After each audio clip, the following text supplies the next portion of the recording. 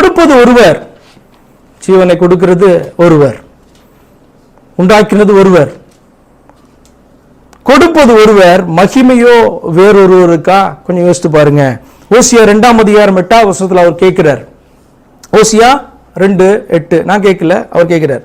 ஓசியா 2:8, தனக்கு நான் தானியத்தையும் திராட்சை ரசத்தையும் எண்ணெயையும் கொடுத்தவர் என்றும், தனக்கு நான் வெள்ளியையும் பொன்னையும் பெருக பண்ணினவர் என்றும் அவள் அறியாமற் போனாள்.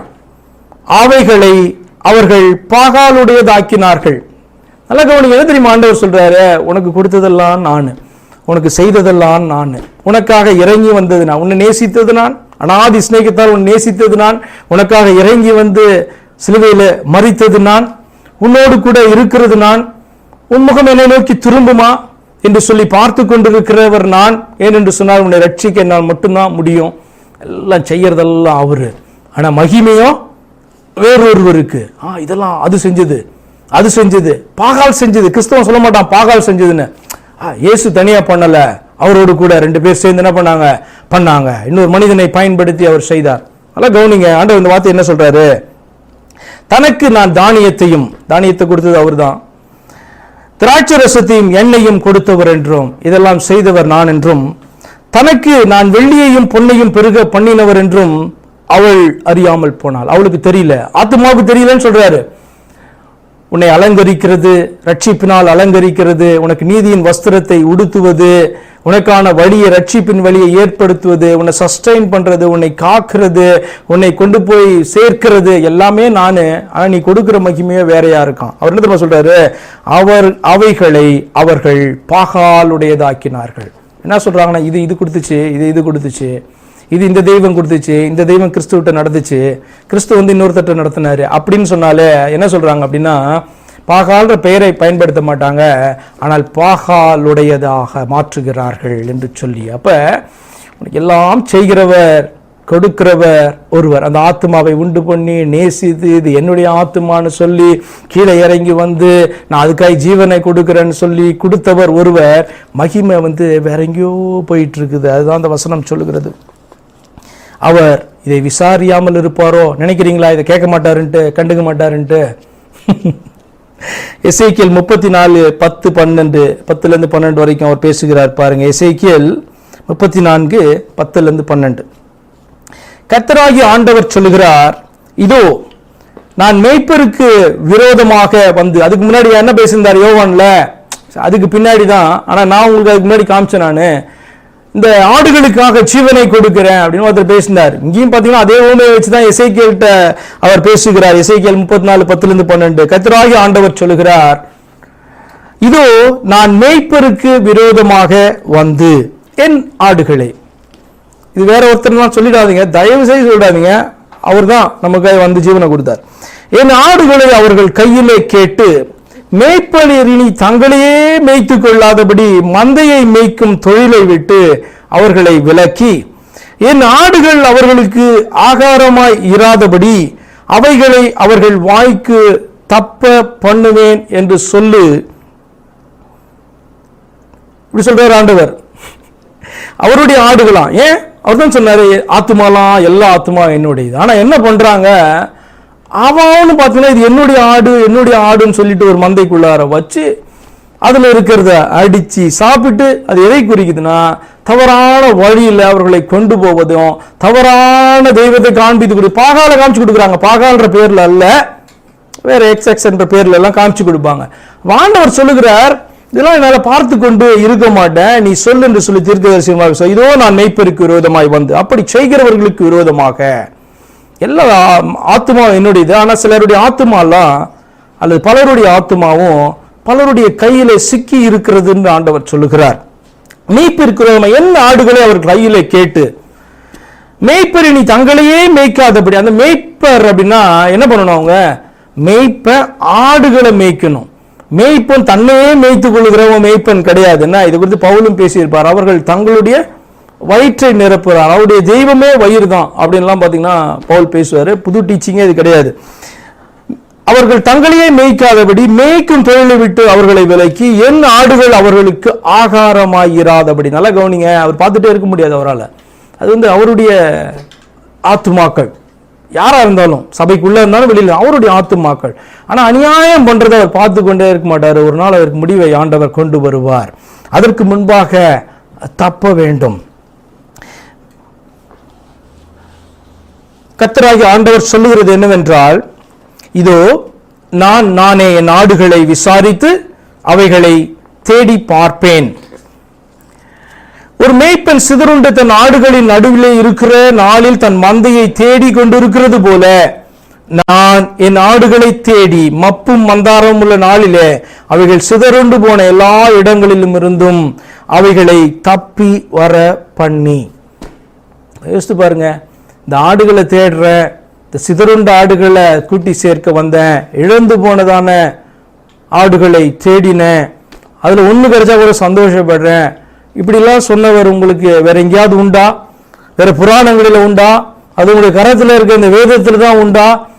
ஆடுகள் என்று சொல்லிட வேண்டிய ஆத்துமாக்களை சொல்லி அதை நான் தேடினேன், இழந்து போறதை தேடுறதுக்காக வந்தேன், அவைகளுக்காக என் ஜீவனை கொடுக்கிறேன், அவைகளை எனக்கு தெரியும், அவைகளுக்கு என்ன தெரியும், அது என் சத்தத்துக்கு செவி கொடுக்குது, இப்படியெல்லாம் சொன்னவர் வேறொருவர் யாராவது உண்டு என்று சொன்னால் சொல்லுங்க, அவரை தெய்வமாக நான் ஏற்றுக்கொள்கிறேன். அது இயேசு கிறிஸ்துவை தவிர வேறு ஒருவர் கிடையாது. இந்த வேதத்திலும் கிடையாது, வேற எங்குமே கிடையாது. சரி, எசேக்கியேல் 34ஆம் அதிகாரம் 15-16 வாசித்து முடிப்போம். எசேக்கியேல் 34ஆம் அதிகாரத்தில் அதில் கீழே வருகிற 15-16 வசனங்கள். என் ஆடுகளை நான் மேய்த்து அவைகளை நான் மடக்குவேன் என்று கர்த்தராகிய ஆண்டவர் சொல்லுகிறார். திருப்புவாராம்.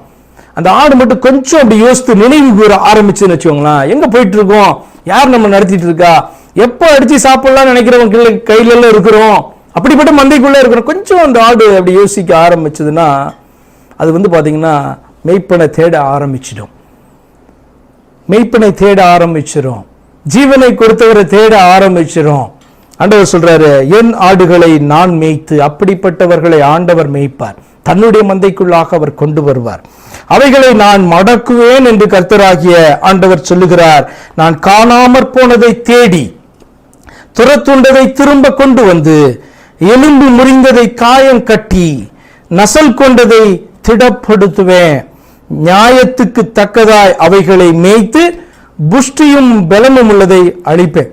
என்னடா இப்படி சொல்லிட்டு கடைசியில் இப்படி முடிச்சிட்டாரு அப்படி பார்த்தீங்கன்னா, புஷ்டியும் செழுமையுமா இருக்குது அப்படின்னா என்ன அர்த்தம்னா, அது வந்து பார்த்தீங்கன்னா பக்கத்தில் இருக்கிறதெல்லாம் அடிச்சு அது வளருதுன்னு அர்த்தம்.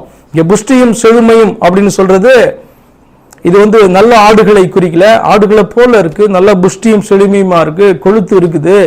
ஆனால் வந்து பிரச்சனையே இதுதான். ஆக்சுவலா மேய்க்கிறதற்கும் சரி, அல்லது தன்னுடைய புய பலத்தினால வளருகிறதும், தனக்கான வழிகளை தெரிந்து கொண்டும் ஓடுகிறது. ஆனா ஆடை போல என்ன பண்ணுது, அது உள்ள காணப்படுது. ஆண்டவர் சொல்றார், நசல் கொண்டது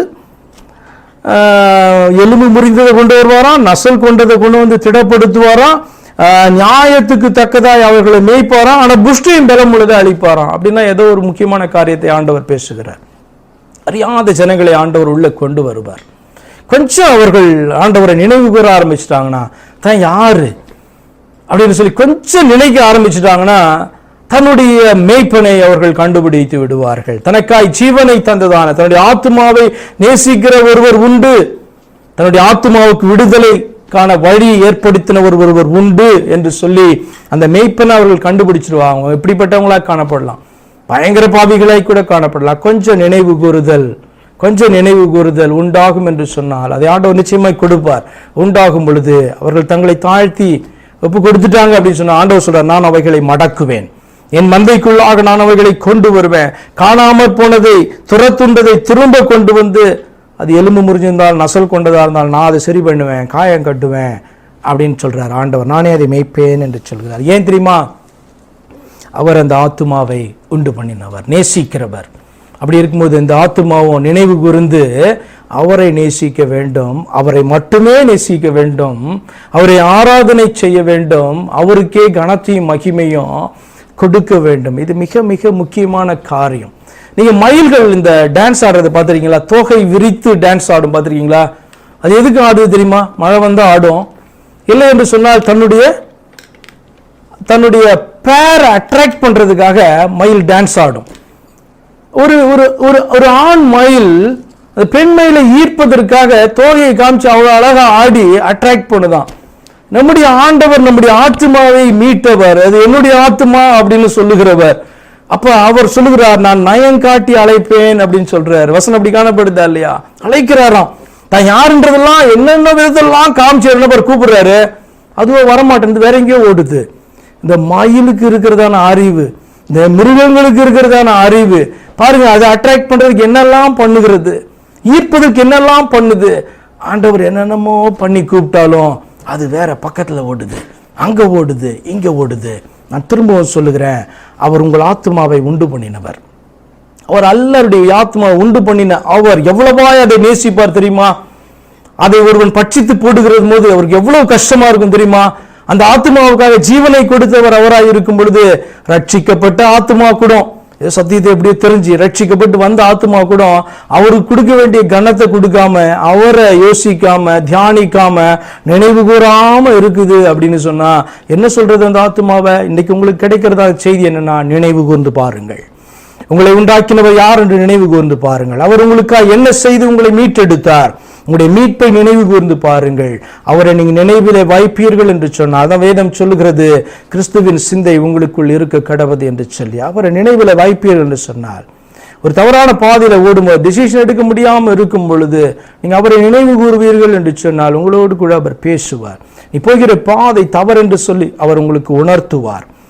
உள்ளுக்குள்ள ஒரு சந்தோஷம் இல்லாம காணப்படுறீங்க அப்படின்னு சொன்னா, அல்லது சமாதானத்தை இழந்து இருக்கிறீங்கன்னா, நீ கொஞ்சம் நினைவு கூர்ந்து பாருங்க. அவரை நினைவு கூற ஆரம்பிங்க, அவர் உங்களை நினைவு கூறும்படி செய்வார். நீ என்ன பண்ண, என்ன பிரச்சனை உனக்கு அப்படி என்று சொல்லி நினைவு கூற செய்து மனம் திரும்ப செய்வார். அதற்கு என்ன தெரியுமா காரணம்? அவர் இரக்கமும் மனதுருக்கமும் உடையவர் ஆனபடினால உங்களை நினைவு கூறப்படி செய்கிறார்.